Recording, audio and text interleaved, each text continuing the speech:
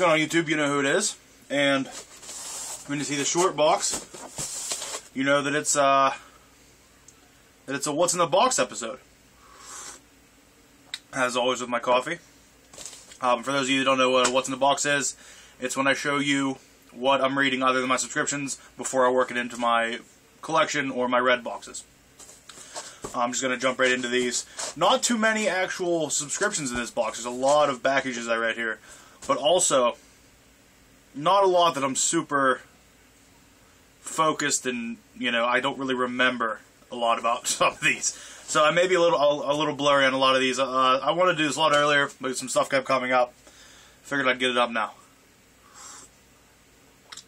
First up, 1602, Part 2, written by Neil Gaiman, art by Andy Kubert. I absolutely love this book. I read Part 1 and 3 when I was, before I kind of was delving in and diving into more superhero books, and I didn't really enjoy it.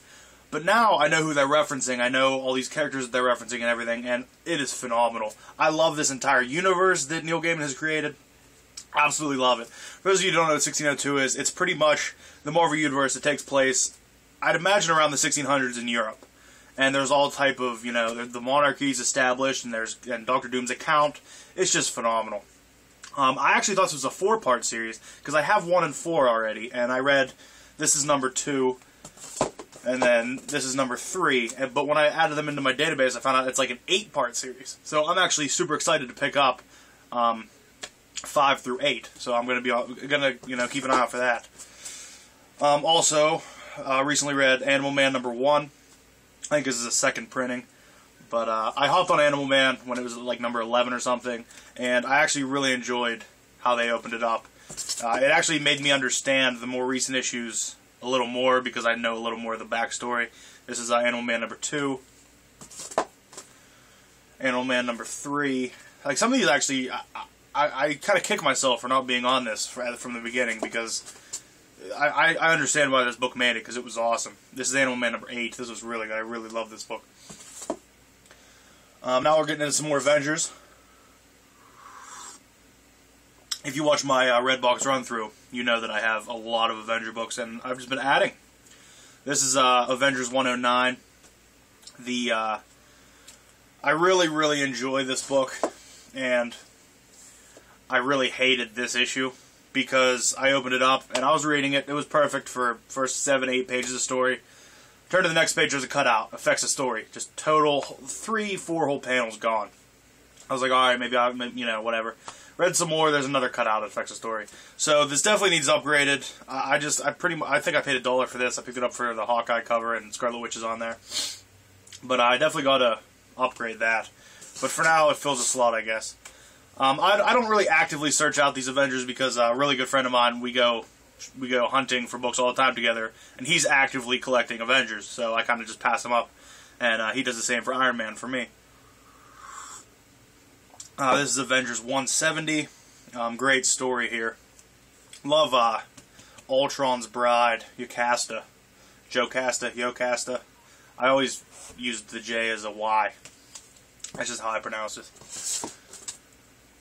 This was a great little story here. This is Avengers 186. This is when this dark magician here takes Scarlet Witch as a captive and tries using her magic to kind of take over things. His name's Mordred the Mystic. Really different, though. Really different. I really enjoyed it, though. But Scarlet Witch cover is the only reason I picked it up, and it was a Scarlet Witch story, which made it even better. Here's 187, Avengers 187, where we have Dark Scarlet Witch on the front there. I think the same Dark Scarlet Witch, I think, appears in a West Coast Avengers storyline. I'm not 100% sure, though. Here's Avengers 196, first appearance of Taskmaster. I guess the first full appearance. I think he had a cameo in 195, but this is his first cover, and I think George Perez is going to be at Pittsburgh Comic-Con. I'm not positive, though, but if he is, this is probably the book I'll take to get signed. I'm pretty sure that's who that is. That's who did that. Avengers 267. Wonderful Kang story here, just filling a hole. This one and then the next couple, when I added them, I have like a long run now. I mean, if you saw my Redbox run through, you saw what I have. Here's Avengers 279. Nice beard on Thor. I love bearded Thor. Avengers 285. The Wrath of Zeus. This is when Zeus is, fighting his own son. It's interesting. Very interesting. Avengers 286. The Awesome Android is back. And this is when Dr. Druid's a part of the team, and he's kind of doing it for his own, his own reasons.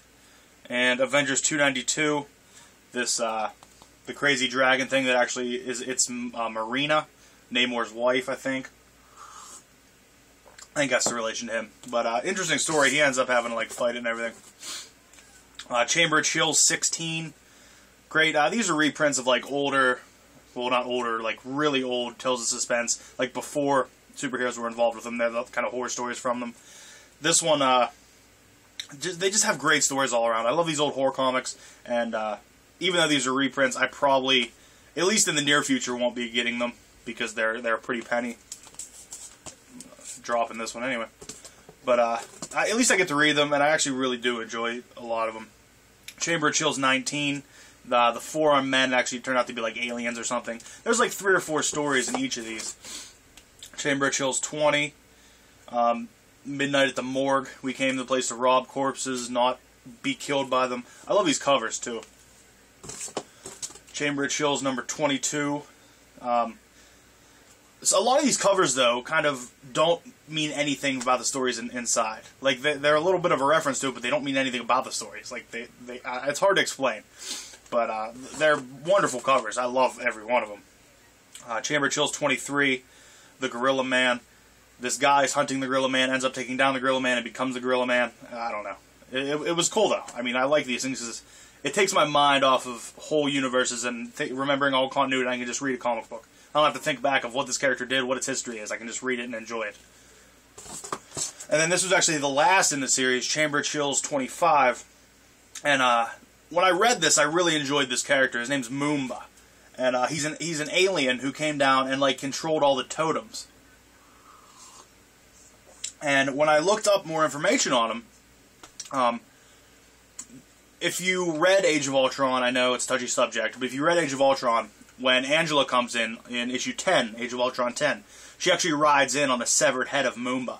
And that issue is actually considered his death, which is pretty awesome. If I would have known Moomba beforehand, that page might have meant something more to me than a waste of all my money to introduce Angela to the Marvel Universe. But it didn't save the series for me by any means, but now that I know Moomba and really enjoyed seeing Moomba in this, and then saw that that's what she wrote in on, it was pretty awesome. Excuse me. Fables 57, Father and Son. I'm trying to pick up some of these back issues because I was subscribed to Fables for a while, and then they got into a story that I didn't know anybody in.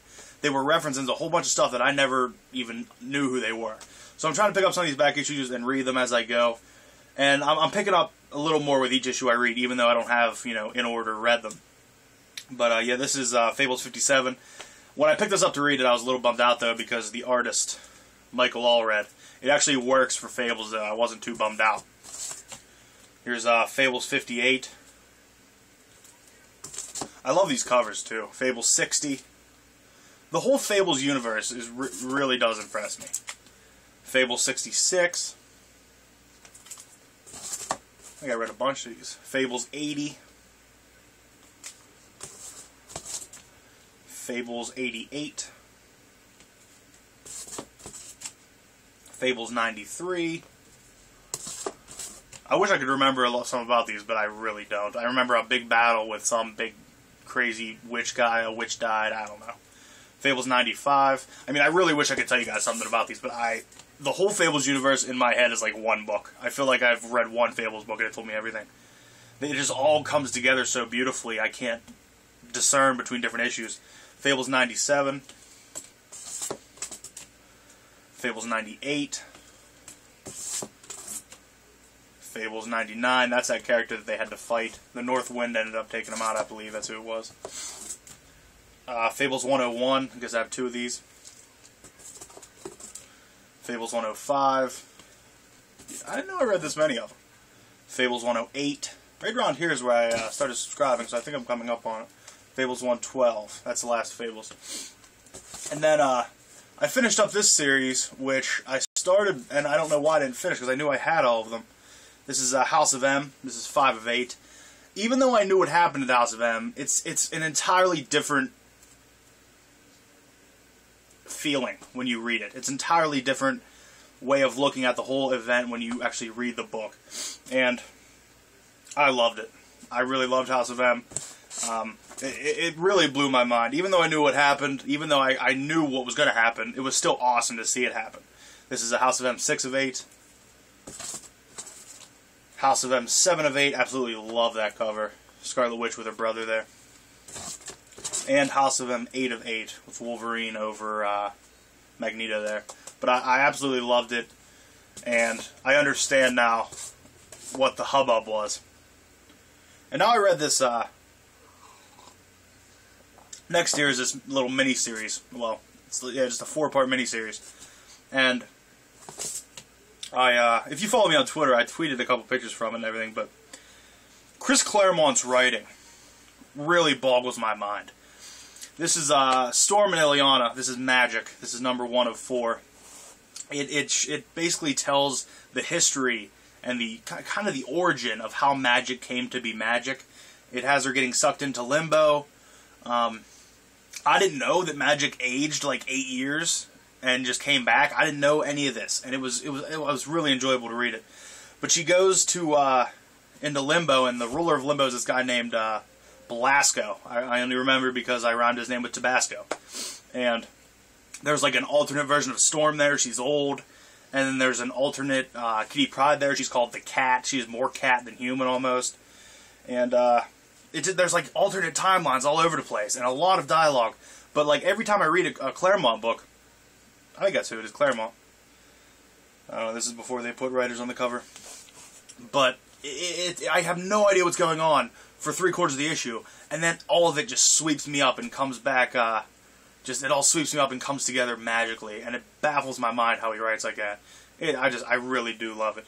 It's almost the Socratic method of teaching, of how, you know, you pose a question or you just say things and it'll eventually keep coming back to you. This is Storming on a Magic. This is number 2 of 4, and each one of these books she ages more as you go along to become the Magic that we know, even though I had no idea. It was pretty awesome, though. Here she's fighting an alternate version of Nightcrawler. This is Magic number 3. This is Storm tries to get Illyana back because I guess she is a captive of this Belasco character, and she ends up sacrificing herself to try to save her and can't. And this cover is just awesome. This is number 4. And after the events that just happened in Uncanny X-Men, where she took over Limbo and took all of it inside her to kind of destroy it, but it's kind of still there. It made me respect this and enjoy this a lot more, and I realize where her character was coming from now. But I really recommend picking this up. I actually never bought this. I ordered the Vision and Scarlet Witch 4-part series, and they sent me that. It was on eBay. And I sent them back, I said, it's the wrong thing, and they just said, well, whatever, just keep it, I'll send you the right thing. But good mistake, because I really enjoyed reading it. And if you've been keeping up on my What's in the Box videos, you know I've been working on Marvel Comics Presents. Getting closer to completing it. I read a nice run here, it looks like. This is 131. Nice Ant-Man story in there. I think it's a Scott Lang Ant-Man story. Marvel Comics Presents 132. There's an Iron Fist storyline that runs through these that lasted forever, and I was not invested. I did not care. Wolverine. Marvel Comics Presents 133. Marvel Comics Presents 134. I think this might be the issue where, excuse me, because all the creators are listed on the front page. There's 4 stories in each of these, and all the creators are mentioned on, you know, the front pages. And I noticed Dan Slott actually wrote this Wolverine story. I think it's this issue. It might be a little later. I don't know though. When I see a certain cover, I'll know. But I think it might be this one. And actually, it was actually pretty well. It actually went pretty well. Marvel Comics Presents 135. Marvel Comics Presents 137. You see still Iron Fist up in the corner there, meaning his story is still going on. Marvel Comics Presents 139. Marvel Comics Presents 142. Now this is when I started kind of hating these for a little while, and this is Marvel Comics Presents 143, but they started the Midnight Suns, and they ran in this forever, it seemed. I did not care about it. Something about the way Ghost Rider was drawn in the 90s, I can't handle it. There's something about it that really irks me. I think it might be just the colors, because all the panels are black, and then they come at you with this bright red and orange. It just doesn't work for me. Marvel Comics Presents 144. And these are actually covers. That's not blank. There's like some weird grayscale on there or something. Marvel Comics Presents 145. I actually like that cover with Morbius on there. Marvel Comics Presents 146. Blaze. First time I ever ran into him. I've heard about him, but it's the first time I've ever ran into him. Marvel Comics Presents 147. Vengeance. That series went up to 175 issues, and I still have a bunch in my box I have to read. But I think I'm like 15 or 20 away from completing it. We'll see when I get there on Redbox Run Through, I guess. This is Shang-Chi. Well, it doesn't say Shang-Chi on the cover, but this is Master of Kung Fu, number 86. I really enjoyed these. When I started reading comic books, I didn't really like these, but the more I read and the more I can kind of respect the writing behind it and the art behind it, and not just for the story itself, I really enjoy these. And it's phenomenal this book went 100 plus issues. How many did it go? I mean, it got pretty high up there, if I recall correctly. It's Master of Kung Fu, the special double-sized 100th issue. And every one of these was just very well written. There was just great storytelling. Shang-Chi, Master of Kung Fu, number 103. Fighting something with Nazis in here. You see the eagle and the swastika on the front there. Master of Kung Fu 104. I think a lot of these actually around here, he was fighting his dad, which was different because I wasn't invested in the character, but I cared. So I guess I was invested in the character. Master of Kung Fu 108. Not a lot of these covers really, you look at them and you go, oh yeah, I want to read that.